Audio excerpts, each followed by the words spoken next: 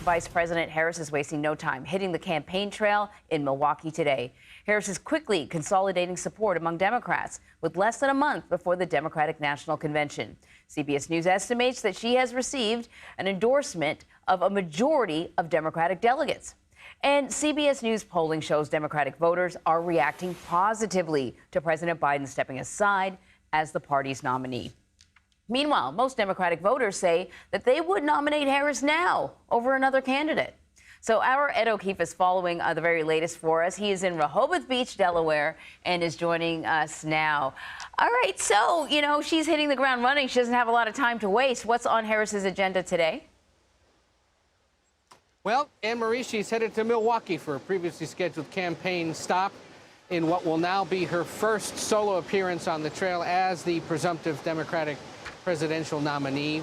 She's been to Wisconsin now 5 times this year. It remains a critical battleground state and, just happens to be on the schedule this week, so they're going to keep going with it. That decision to go ahead with this event comes as you said, overnight we saw big states, California, New York, and Texas join a lot of other ones like Florida, Tennessee, the Carolinas, West Virginia, and others, New Hampshire among them, saying in virtual meetings that they had amongst themselves, whenever we're asked to do this, let's all vote for Kamala Harris. And so that essentially locks it up. DNC rules at this point state that if somebody is able to get about 300 of those delegates across the country to sign up and say this person deserves to be considered, then they, too, could also be placed in the nomination, at least be considered for it. But there is no sign that anyone else at this point is planning to mount any kind of a challenge to her.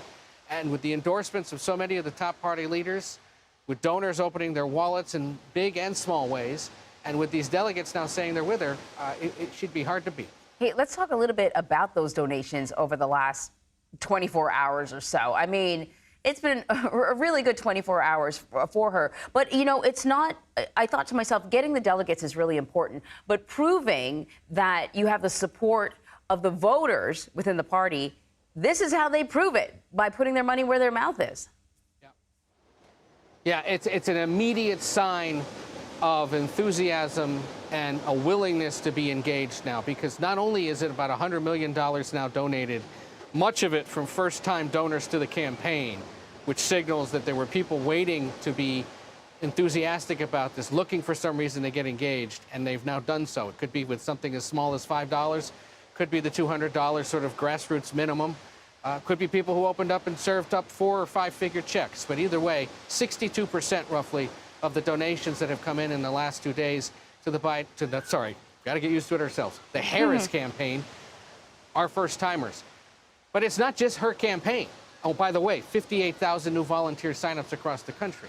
It's all these other left-leaning or liberal Democratic-aligned organizations, super PACs, other organizations that are working in battleground states to either focus on a specific issue or on re-electing Democrats more broadly. Future Forward is the name of this big super PAC that's going to spend tens of millions, if not hundreds of millions of dollars on advertising in English and Spanish in the 7 or so battleground states. Even groups like Indivisible, which was founded after the Trump presidency began by progressives concerned about what he was doing. It's morphed into this organization that's now focused on things like the Arizona abortion ballot measure. They've heard from thousands of new volunteers and are collecting millions of dollars in donations as well. So the president's decision to leave just sort of released this pressure valve that has uncorked an incredible amount of money and interest and a desire to be engaged in this that many Democrats had been telling us, Anne-Marie, would be there were the president to step aside and make room for somebody else. So their point's been proven, at least in these early days. The question will be, is she showing any prowess in polling? Is she closing the gap in battleground states? And are down-ballot candidates seeing a bit of a boost as well? Well, with such little time between now and the actual election, keeping that momentum going, one would think is a lot easier than it would be with what we've seen is now, like, a year and a half of campaigning, maybe more. Ed O'Keefe, thank you so much.